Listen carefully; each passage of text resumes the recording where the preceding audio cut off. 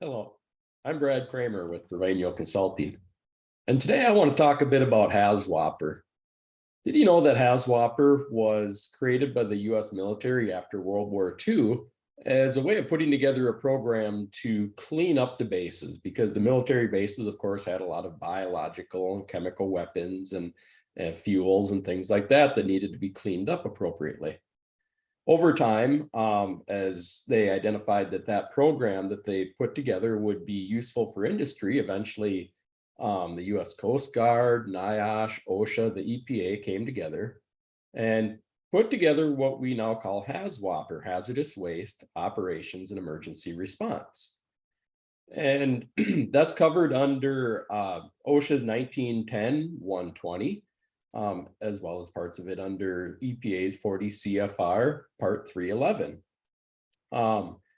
And what it pertains to is facilities and industries or employers whose employees are potentially going to be exposed to like chemical leaks, disasters, things like that, or especially cleanups.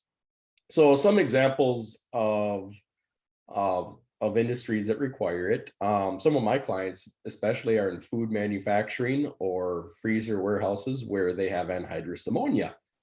Well, here in Minnesota, where I'm situated, in Minnesota, our nearest hazmat team, fire department hazmat team, is an hour away. Many rural facilities in Minnesota are over an hour away from their local hazmat team. And so what that means is if you have a chemical leak, it is going to keep leaking until the hazmat team gets there and can shut it down. So what a HAZWOPER, part of what a HAZWOPER team accomplishes is training your team to respond appropriately and go in and shut down the leak. So rather than that leak firing off for an hour and a half until a hazmat team gets there, they have an on-site team that can be suited up and on the scene within like minutes. So some other facilities that require it, companies with a lot of hazardous waste risks. So if you have a lot of gallons of things or a lot of storage of, say, alcohols or fuels or spent solvents and things like that, HAZWOPER might be appropriate for your facility. Accident cleanup. One of my clients recently was a towing company that was getting into more accident cleanup. So their employees were trained in HAZWOPER to learn to do that properly. Excavation, construction companies that will be doing things like removing fuel tanks, getting into pipelines, and working with other hazardous materials. These are all examples of companies that are typically required to have HAZWOPER training for their employees. And what HAZWOPER does is it breaks down all the main components that you're going to need for either disaster response or cleanup or emergency response.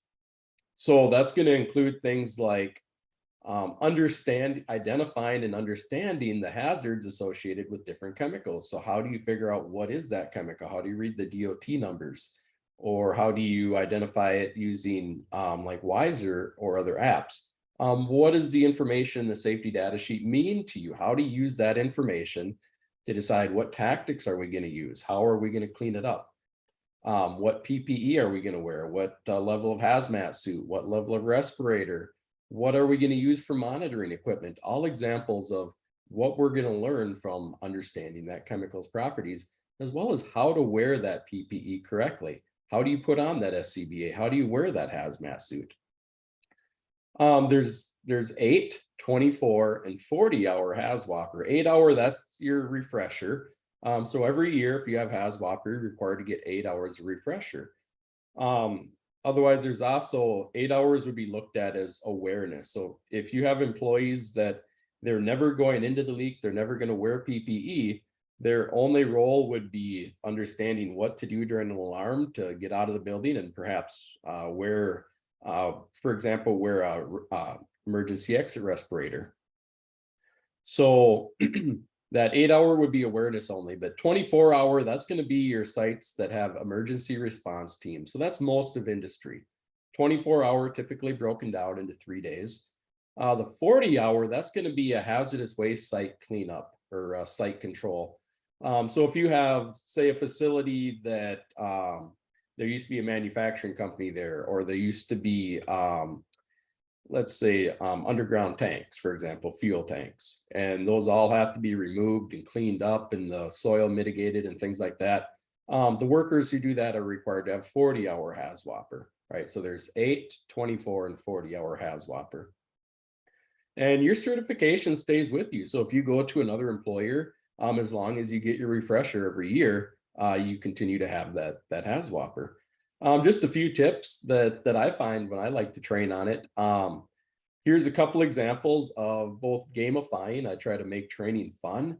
When you get employees out of the mindset of, okay, I'm suiting up, I'm going into this emergency, and being very technically proficient, they get nervous in that situation. So if you turn it into a game, like who can pick up pennies the fastest, or who can put together a Lego structure the fastest that their incident commander had to communicate, when they suit up, they find they suit up in about half the time because they're not nervous, and they're having fun with it. And as they learn to wear the suit, wear the respirator, dealing with fogging and stuff like this in a way that's fun, they're going to engage and learn much more. Another recommendation is especially for your 8-hour refresher, break that down into a few hours every quarter. It's much easier to get your team into a room for a few hours, a few times a year, rather than trying to get everybody together in one day, where the whole team is going to have to be there that entire day. Also, it helps keep skills fresh. And one excellent way to manage that training, get your team involved in doing your equipment inspection. So for example, if you have level A hazmat suits that need to be pressure tested, have your hazmat team do it as part of their HAZWOPER refresher. So that might be a 2-hour block of time where you're inspecting the suits, inspecting the SCBAs, and you're getting familiar with the equipment while doing something functional with it. And finally, in-person training, I think, is critical for HAZWOPER.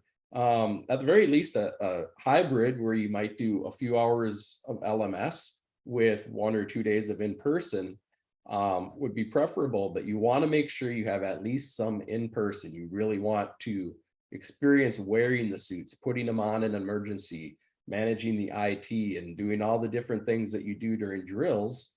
You want to make sure you get that all in. It's not all done on a computer. So those are my tips for HAZWOPER. If you have any questions on what that means, if your business should have it, or what training could entail, or if we can help you get your HAZWOPER certification, I'd love to talk to you.